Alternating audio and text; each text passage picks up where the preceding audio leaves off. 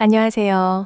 늦은 밤 여러분의 마음을 토닥여주는 따뜻한 라디오, 김 작가의 라디오 사연입니다.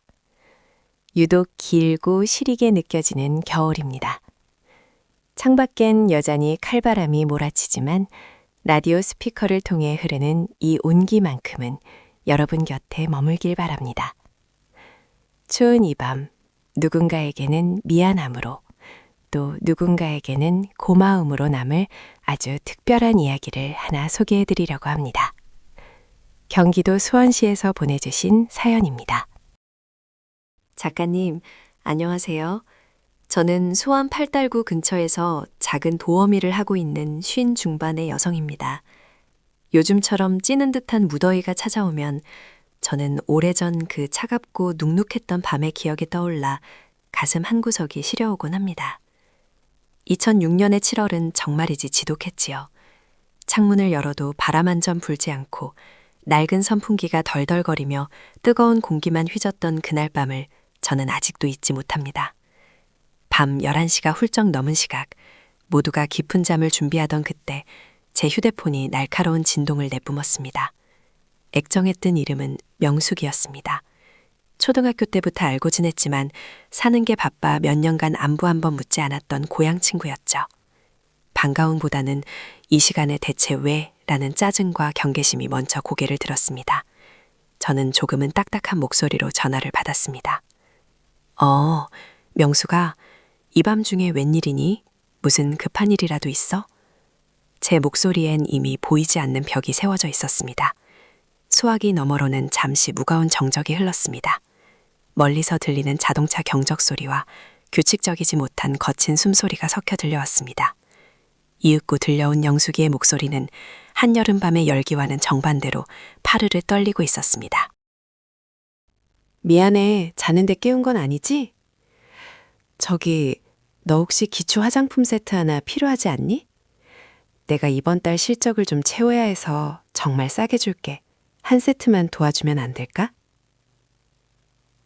속으로 그러면 그렇지 하는 생각이 들었습니다. 안부 전화할 리가 없다고 생각하니 마음이 더 차갑게 식더군요.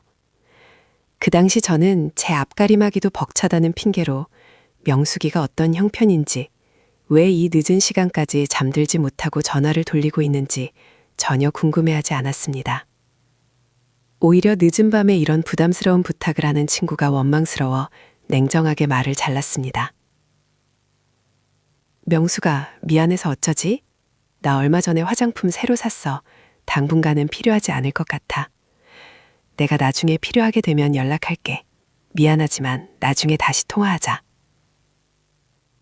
명숙이가 무언가 더 얘기하는 것 같았는데 나는 못 들은 척 전화를 끊어버렸습니다. 냉풍기 바람을 쐬며 돌아 누웠지만 가슴 한구석에 찝찝했습니다. 그 찝찝함은 죄책감이 아니라 제 평온한 밤을 방해받았다는 이기적인 불쾌함에 더 가까웠습니다.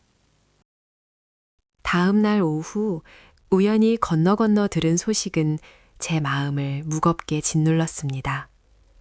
명숙이 남편이 다니던 회사가 갑자기 어려워지면서 일을 그만두게 되었고 명숙이가 아이들 학원비라도 벌어보겠다고 방문 판매 일을 시작했다는 이야기였습니다. 더 가슴 아픈 건 제게 전화를 돌리던 그날 밤에도 빗길에 배달을 가다 계단에서 굴러 다리가 부러지는 사고를 당했다는 것이었습니다. 미안한 마음에 며칠을 고민하다가 결국 명숙이가 입원한 병원을 찾았습니다. 소독약 냄새가 코를 찌르는 6인실 병동. 명숙이는 다리에 두꺼운 깁스를 한 채 창밖을 보고 있었습니다. 제가 다가가자 명숙이는 오히려 환하게 웃으며 저를 반겼습니다. 제 미안한 얼굴을 보며 먼저 말을 건넸습니다. 예, 여기까지 어떻게 알고 왔어? 고맙다 정말. 그날 밤엔 내가 너무 경황이 없었지? 염치불구하고 너한테 전화해서 내가 참 철이 없었어. 그치? 사과를 해야 할 사람은 나인데 명숙이는 오히려 제 좁았던 마음을 따뜻하게 감싸주었습니다. 그 환한 미소가 왜 그리 아프게 다가오던지요. 저는 그날 병원 복도에서 한참을 서 있었습니다. 그렇게 몇 년의 시간이 흐르고 2012년에 무더운 여름이 다시 찾아왔습니다. 이번엔 인생의 잔인한 파도가 제 삶을 덮쳤습니다. 남편의 사업 실패로 전세금을 빼고 작은 빌라로 이사하며 저는 생전 처음 보험 설계사 일을 시작하게 되었습니다. 아쉬운 소리 못하던 제가 지인들에게 전화를 돌리는 건 정말 힘든 일이었습니다. 명숙이에게 전화를 할까 꼬박 사흘을 고민했습니다. 그러다가 친구들을 통해서 명숙이가 동네 상가에 작은 반찬 가게를 차렸다는 소문을 듣게 되었습니다. 저는 무거운 발걸음으로 그곳을 찾아갔습니다. 가게 이름은 엄마손 반찬 가게였습니다. 가게 입구에 들어서기도 전부터 고소한 깨볶는 냄새와 달큰한 우엉조림 냄새가 골목을 가득 채우고 있었습니다. 주방 안쪽에서 명숙이는 땀범벅이 된 채 열심히 프라이팬을 돌리고 있었습니다. 가게 안은 에어컨을 틀었음에도 주방의 열기 때문인지 후끈했습니다. 저는 차마 안으로 들어가지 못하고 가게 앞에서 한참을 서성했습니다. 가방 안에는 오늘 꼭 설명해야 할 보험 안내서가 들어있었지만 그게 왜 그리 천근만근 무겁게만 느껴지던지요. 그때 명숙이가 고개를 돌리다 저를 발견했습니다. 어머, 이게 누구야? 너 거기서 뭐하니? 어서 들어와, 어서. 명숙이는 반가운 듯 앞치마에 젖은 손을 닦으며 달려나왔습니다. 저는 작은 간이 테이블에 앉아 명숙이가 내주는 보리차를 마셨습니다. 입술이 바짝바짝 말랐습니다. 명숙아, 사실은 하고 운을 때렸는데 명숙이가 먼저 제 가방 사이로 삐져나온 리플릿을 보았습니다. 명숙이가 빙그레 웃으며 제 손을 꼭 잡았습니다. 너 보험 시작했다며? 잘됐다. 나 안 그래도 가게 화재보험이랑 우리 애들 실손보험 하나 새로 알아보고 있었거든. 남한테 될 바에야 우리 친구 좋다는 게 뭐니? 네가 나한테 꼭 맞는 걸로 하나 설계해 줄래? 저는 목이 메어 아무 말도 할 수 없었습니다. 몇 년 전 명숙이의 절박했던 부탁을 매몰차게 거절했던 제 모습이 떠올라 가심이 애어왔습니다. 저는 지금 명숙이의 너른 품에 기대고 있었습니다.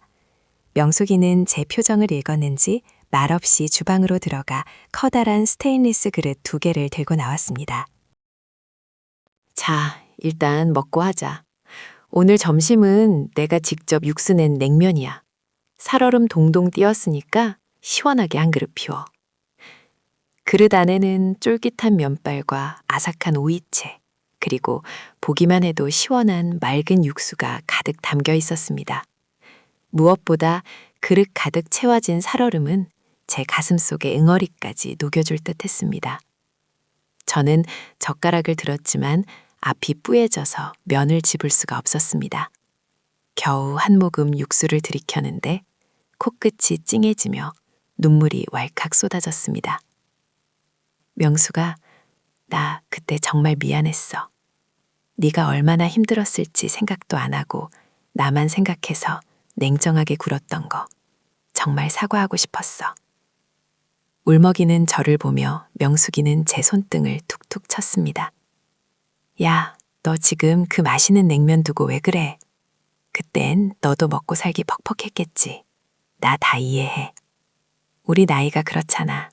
앞만 보고 달리기 바쁜 나이인데 서로 서운한 게 왜 없겠니? 그래도 이렇게 다시 얼굴 보고 냉면 한 그릇 먹으면 된 거야. 이제 서로 빚진 거 없다? 그치? 명숙이는 오히려 소리내어 웃으며 제 앞접시에 반찬을 얹어주었습니다. 살얼음이 입안에서 녹아내리듯 내 가슴속에 겹겹이 쌓여있던 미안함도 함께 녹아내리는 기분이었습니다. 친구라는 존재는 어쩌면 서로의 모자람을 비난하는 사람이 아니라 그 빈자리를 말없이 채워주는 사람이라는 걸 냉면 한 그릇을 비우며 이제야 알 것 같습니다. 냉면을 다 먹고 일어설 때 명숙이는 바쁜 와중에도 저를 위해 밑반찬 몇 가지를 검은 비닐봉지에 꾹꾹 눌러 담아 주었습니다. 집에 가서 가족들이랑 맛있게 먹으라는 그 말이 세상의 그 어떤 위로보다 더 따뜻하게 느껴졌습니다. 가게 밖으로 나오니 여전히 아스팔트 위론 열기가 아지랑이처럼 피어오르고 있었습니다. 하지만 돌아오는 길의 발걸음은 그 어느 때보다 가벼웠습니다. 뜨거운 아스팔트 위를 걷고 있었지만 내 마음속엔 명숙이가 건네준 냉면의 그 시원한 기운이 여전히 남아 있었습니다. 살다 보면 비가 올 때도 있고 눈보라가 칠 때도 있겠지요. 하지만 곁에 이런 친구가 있다면 어떤 시련도 견딜 수 있을 것 같습니다. 냉면의 그 맑은 국물처럼 우리네 인생도 언젠가는 투명하고 시원하게 풀릴 날이 오겠지요. 작가님, 제 사연이 무더위에 지친 시청자분들께 작은 위로가 되었으면 좋겠습니다.